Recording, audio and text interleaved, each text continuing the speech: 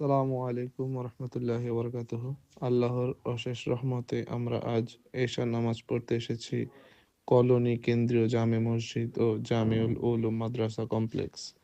আলহামদুলিল্লাহ, এই মাদ্রাসা পুরো বাংলাদেশের মধ্যে অন্যতম একটি মাদ্রাসা, যার শিক্ষা ব্যবস্থা খুবই সুন্দর এবং স্বয়ংসম্পূর্ণ। প্রতিনিয়ত নতুন নতুন মসজিদের সম্পর্কে জানতে আমাদের সাথে থাকুন। ইনশাআল্লাহ ভিডিওর শেষে এই মসজিদের ইমামের তিলাওয়াত সংযোজন করা হবে।